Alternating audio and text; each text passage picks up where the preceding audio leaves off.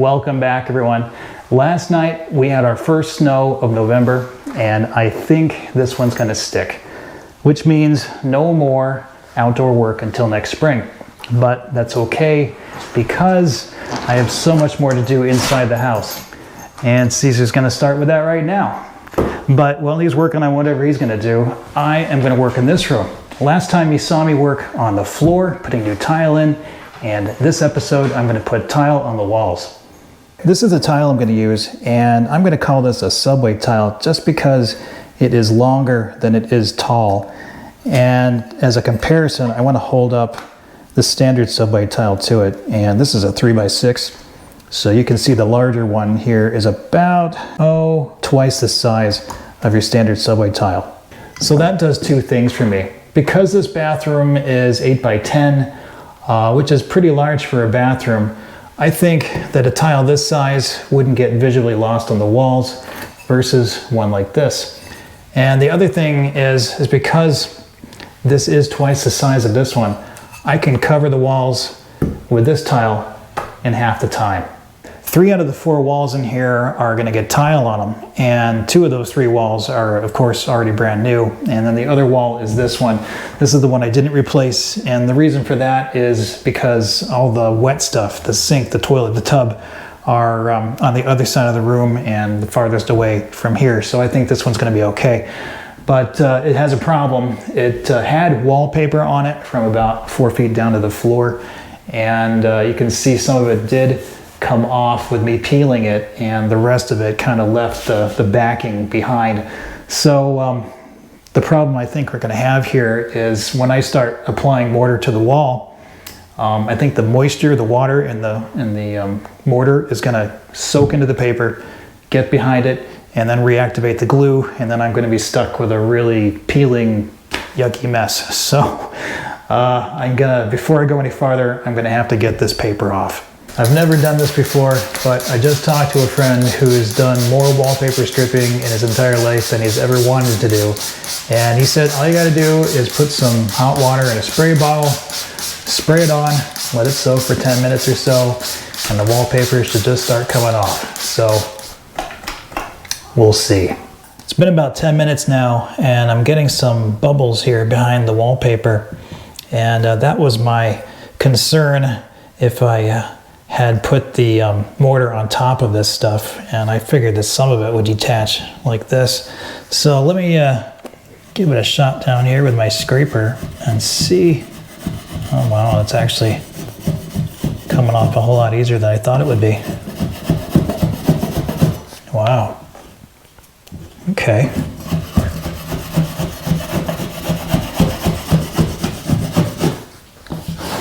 Ooh, look at that. Apparently I should listen to my friend more often.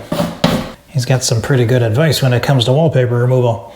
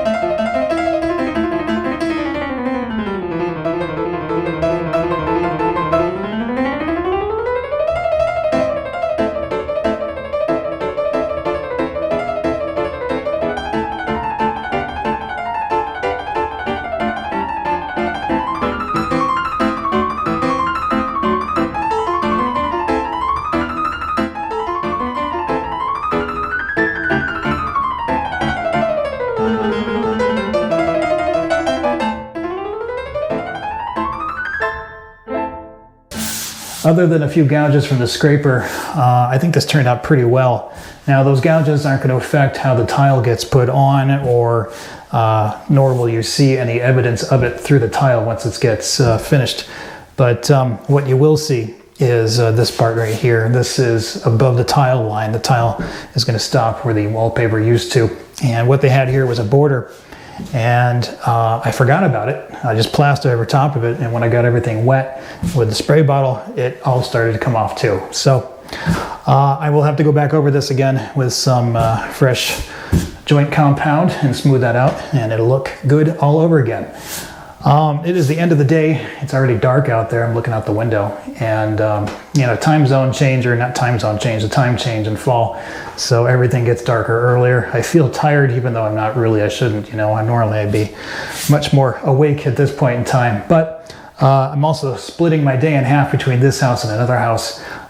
It's another rental which is empty, and I'm just doing some cosmetic things over there, you know, paint, plaster, whatever. So it is time for me to go home, and I will be back in the morning and we can start some tile. Good morning. Last night after I went home, I remembered there's one other thing I have to do this morning before I can start putting up the tile. And this is the tool that's going to help me do that. So the big question of the day is, where do I start the tile at? Do I start it here and work my way all the way around the room and end up by the door? Or do I start at the door and end up all the way over here? Well, if I do the second one, depending on how the math works out, I might end up with a little sliver tile like this one. And that may not look so good next to my bathtub, seeing that this is going to be the first wall you see when you come in to the room. So it might be smarter if I started here and ended up over there, if I do end up with a small tile like this, because this will be hidden behind the door, or at least until you shut it, and then you get to see it every time you're in the toilet. But you know, you can't have everything, right? So there's another thing. If you remember the episode where I put the bathtub in, this was about 3 or 4 episodes ago, and I had to level the floor out in order to make this thing set properly. So we know from that video that the floor goes downhill and it stops somewhere about where the chimney's at, which brings me to that tool that I brought over this morning. This is a self-leveling rotary laser level. I know that's a lot of words for one tool, but it's really going to help me out with this part of the project. So I just turned it on, and it goes through its self-leveling process, which just takes a few seconds. And then it projects a laser line all the way around the room. I'm taking a measurement over by the bathtub, and it's looking like it's about 40 inches off the floor. And this measurement's over by the door, and it looks like it's 41 5/16. So it looks like the floor is 1 5/16 inches lower on this side of the room compared to the other. So what does that have to do with where in the room to start the tile? Let's say that the edge of this level represents a perfectly level floor in a bathroom, and these tiles are on the wall. Now every tile is tight to the floor, and it just looks great. This is the way a bathroom should look. But we don't have that bathroom. We have a special bathroom where there is a slant on the floor. Now over here would represent where the bathtub's at, and over here is where the doorway is. Now I got this really ugly gap that I have to fill in with tile all the way from beginning to end, and over here it gets really tight. So the smaller the tile, the harder it is to cut, and more likely it is to break. So that option is out.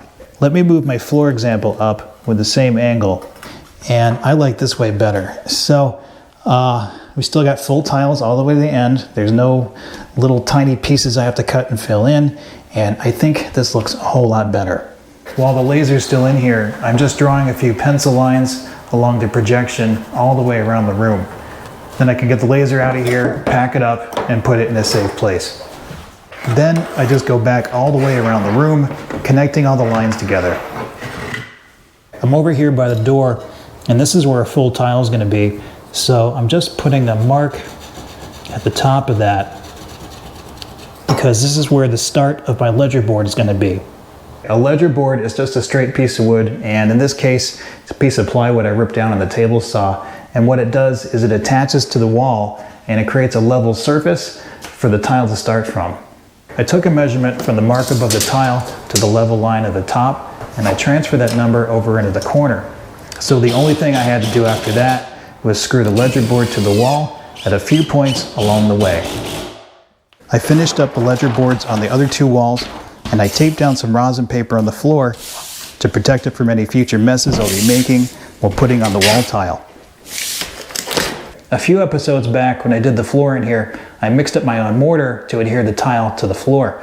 But for the walls, I'm not going to be doing that because I'm going to be using this. This is a ready mix tile adhesive, and the reason I'm using this over the bag mix is because, well, it's just easier.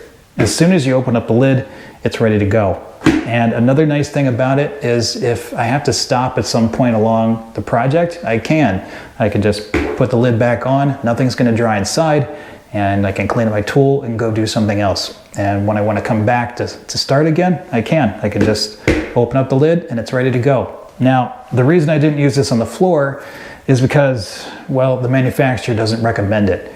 Floors get a lot more abuse than walls do. They get walked on, water gets spilled on them, and that's just not the case for the walls. So that's why this product is a really good idea for what I'm about to do.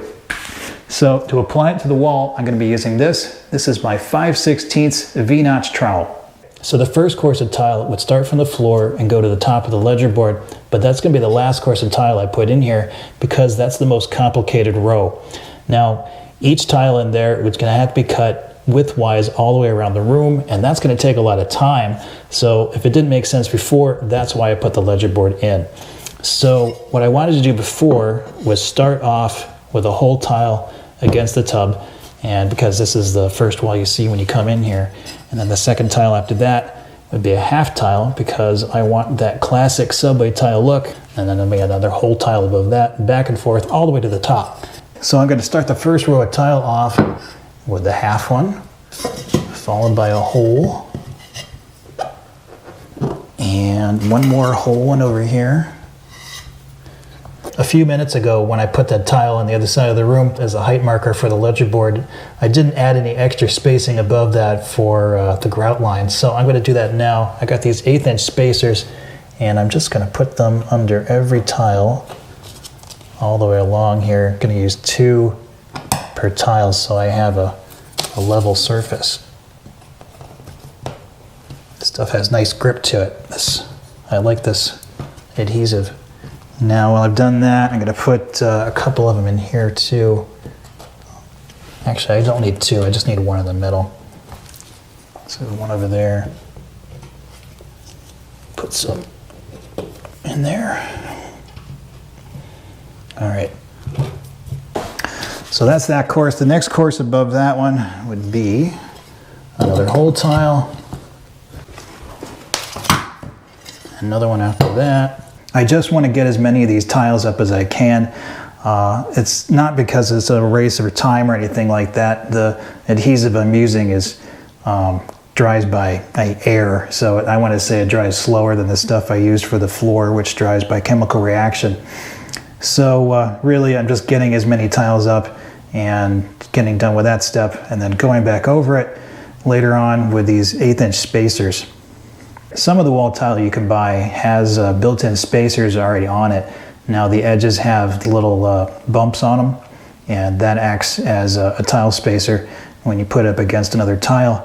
And those are usually more expensive tiles than these. These came from a big box store, and they were cheap, but they look good. They just don't have all the amenities of a tile you would get from a tile store. But usually those tiles, they give you like with their type of spacing, they give you a 1/16 of an inch spacing, but these are an 1/8, and I like these better just because these tiles are, like I said, they're larger than your standard 3x6 subway tile, and I think these tiles command a bigger grout line. I've run into a little problem here with the tub, and it's just strangely shaped. Now from here on up, it's perfectly plumb, but there's a little bump out here in the side panel of the bathtub surround. So what I got to do is take a little bit of it off here to make it look right when the grout goes in. So I'm using my my magic marker. I think that'll look good like that. This is my pumice stone, and it's used for taking off just minor amounts of tile. So I'm just going to sand my way into the shape that I drew with the marker.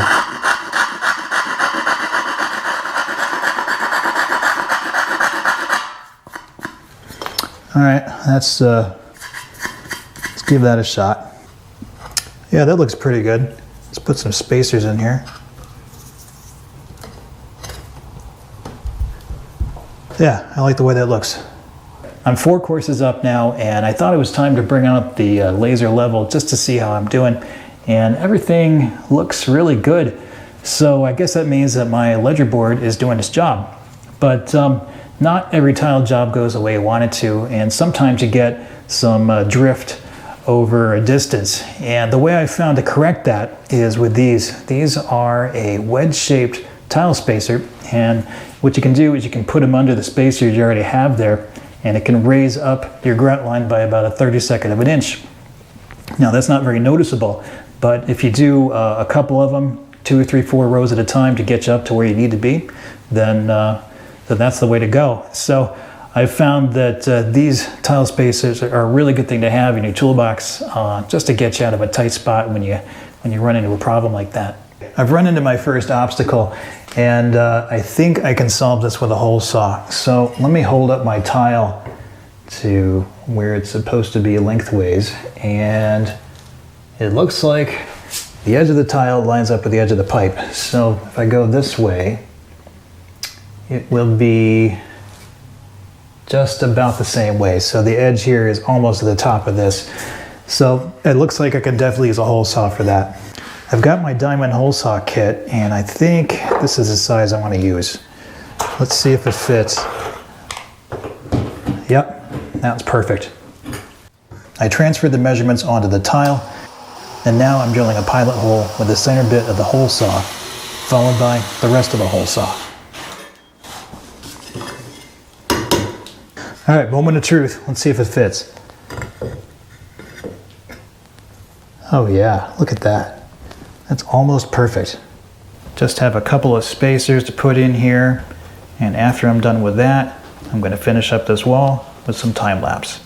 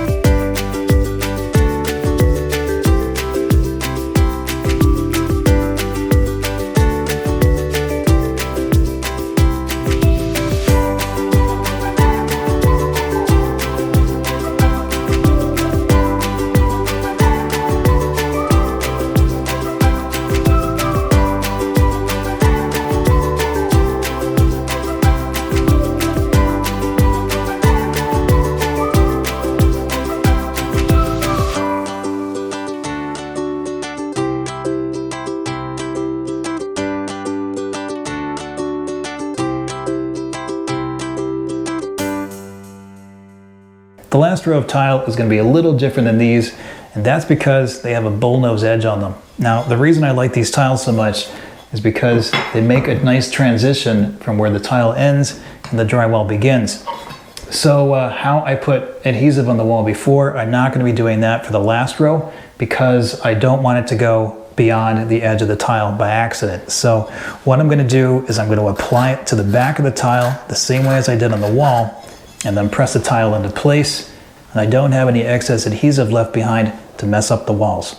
I'm over here in the corner, and this is the box that I built around that vent for the sewer pipe. And Where I left off was a half a tile over on this wall. Now the next tile in its place is going to be the other half of this one.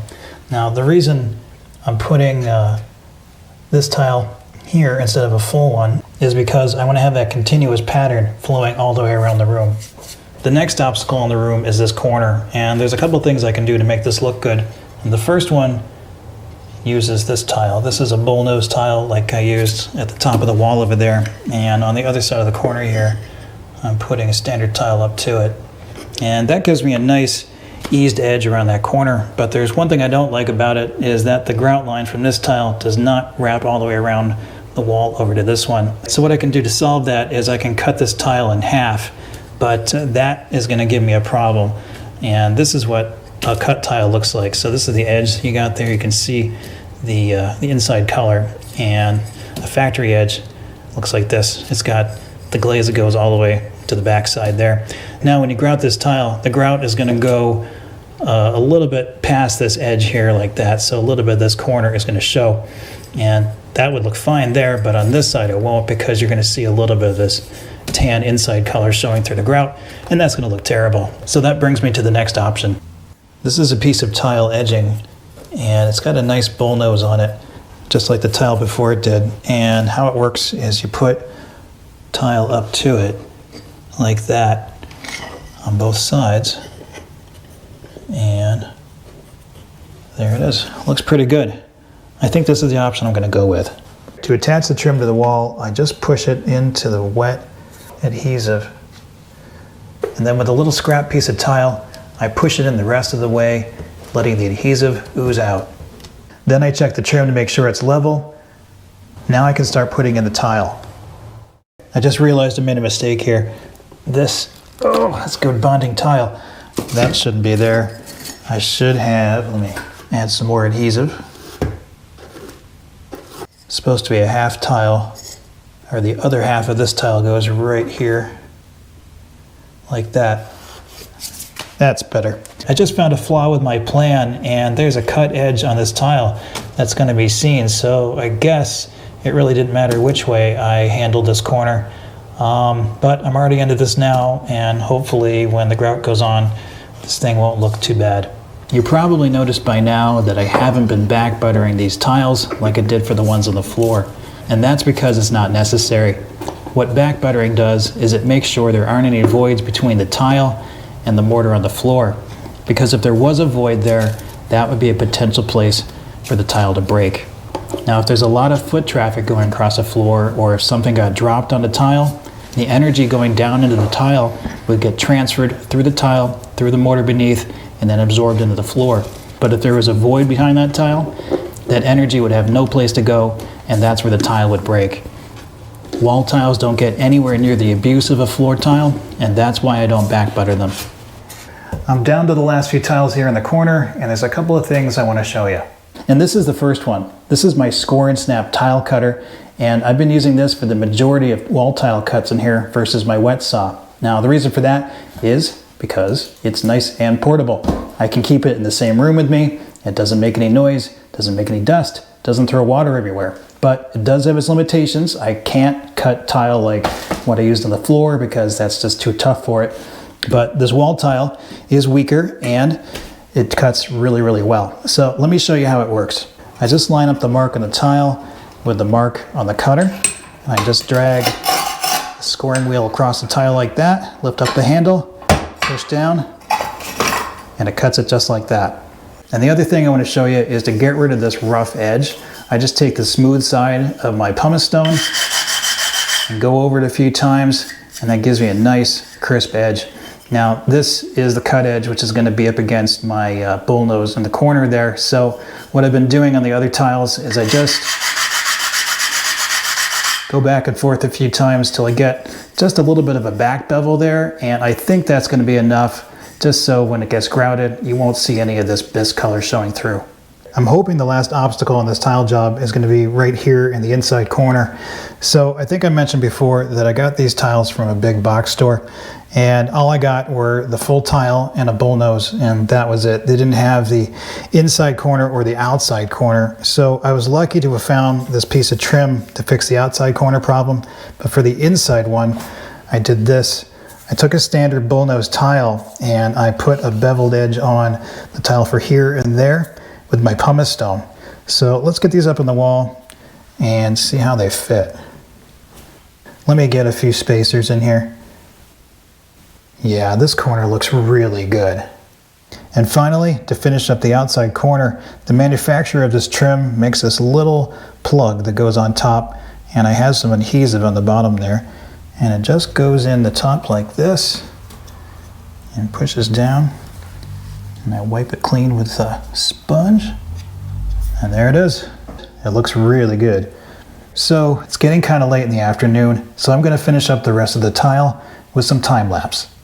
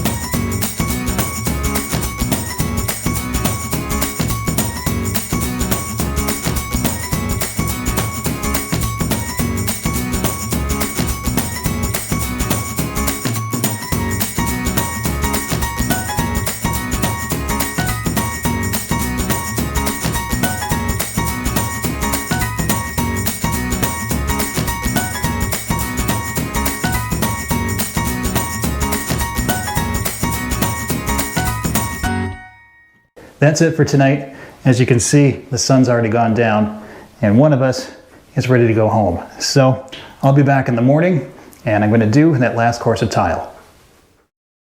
I already got the ledger boards off around the room, so what I'm doing now is just transferring my measurement for the first tile here onto the tile. And score, snap. I like that this tile cutter can do a long cut too without shattering the tile. And where's my sanding stone here?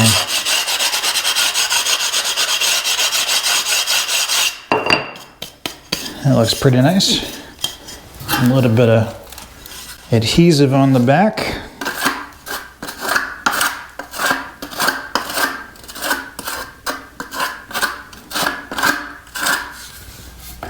And I'm putting the cut side down on the floor because I want to have that nicer edge up against the edge here. All right, where's my couple tile spacers? I measured this so it should be an 1/8 inch on the floor and then 1 on the top too. Actually, that feels a little bit loose. Let me get my other spacers.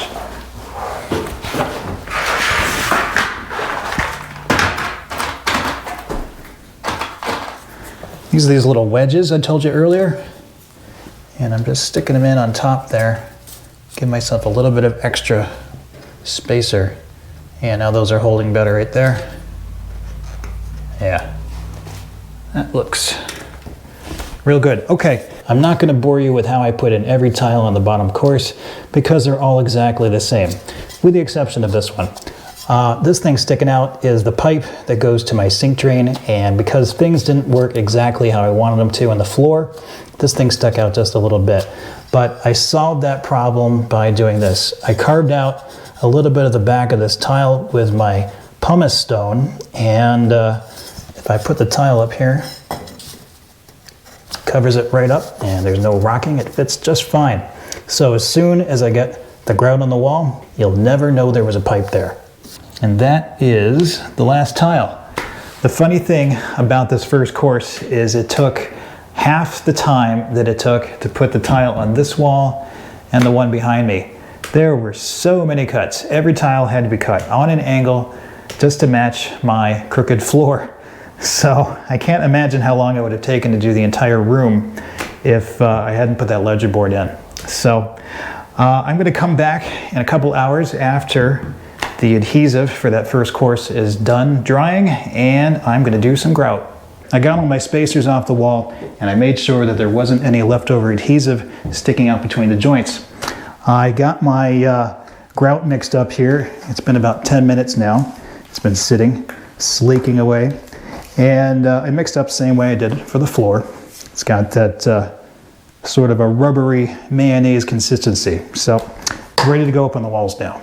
I'm putting this on the same way that I did for the floor. I just have a little bit on the end there, just squeezing it in like that.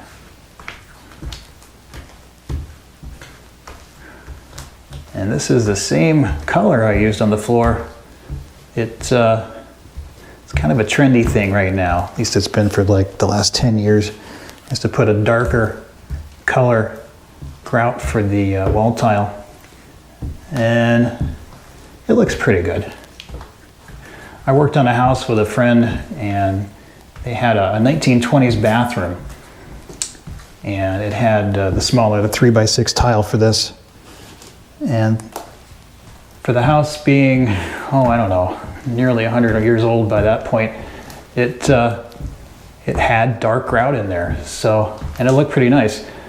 I don't know if that was original or if it just got dirty over time, but the black and white combination was a nice little feature of that bathroom. So I'm just scraping it off just like it did on the floor. So I put it on in a horizontal pattern, I guess you'd say. And then when I scrape it off, I go at a 45 degree so I don't pull out any of the grout that I just put in. Now I'm staying away from this edge right here. The tub is kind of squishy because it's not fiberglass, it's the other one. Vinyl. And I imagine over time the grout would crack there, so I am gonna put caulking in its place. I have color matched caulk. Well, you already saw it. It was on the bottom edge of the bathtub there when I did the floor. So that's going right up to the tub. This color is really starting to scare me. It is the same color as the floor. It's called charcoal, and that one turned out kind of a medium tone gray. And this one looks like tar. I am not impressed with it yet. So I'm hoping that when it dries, it comes out the same tone as the floor.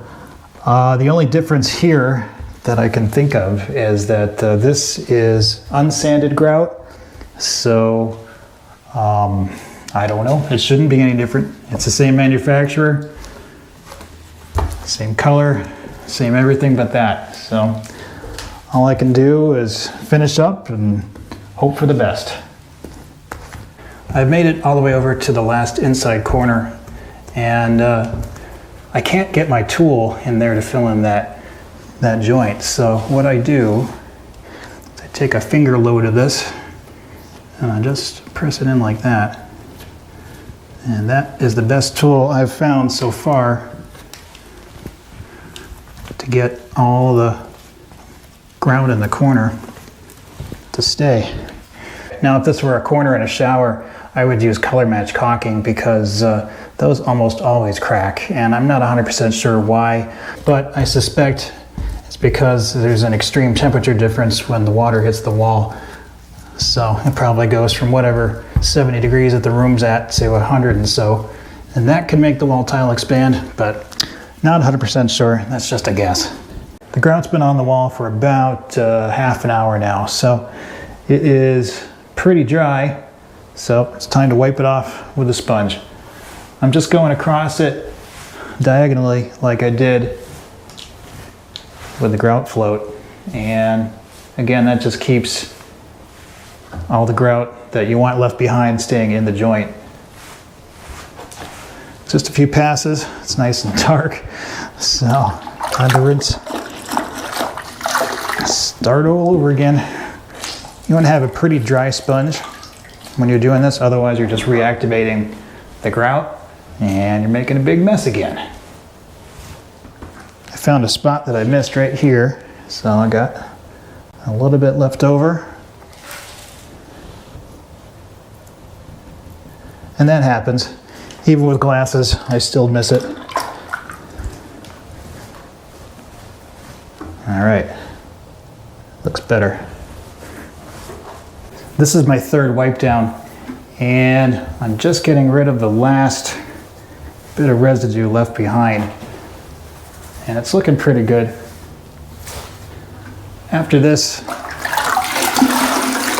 I'm going to wait a few hours, go over it with a microfiber towel, and that'll get rid of any of the little bits left over from the sponge. And I am not putting hardly any pressure on this towel, and you can see I'm barely getting any color out of it. So the sponge got most of it. This is just a little bit of residue, which isn't really stuck on the tile at all.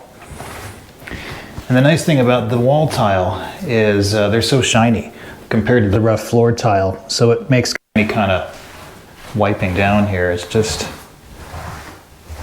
a quick thing to do here with very little pressure, and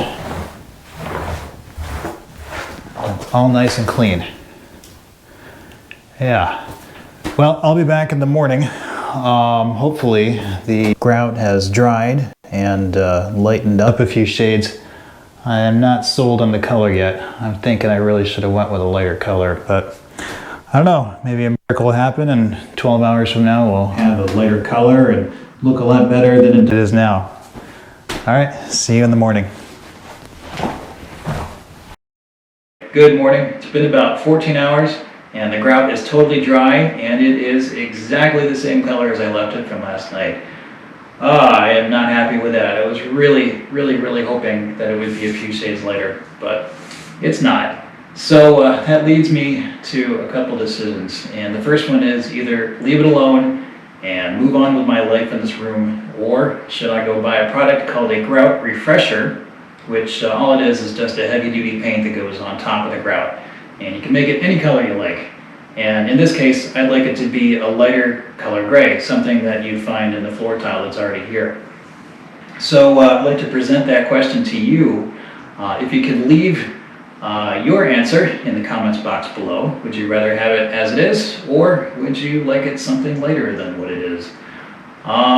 So that takes us to the end of this video. If you like this video, hit the thumbs up button. If you want to see more videos like this or haven't subscribed yet, please subscribe. And don't forget to ring the notification bell so you know when the next video is going to come up. Caesar and I, very sleepy Caesar and I, we will see you next time.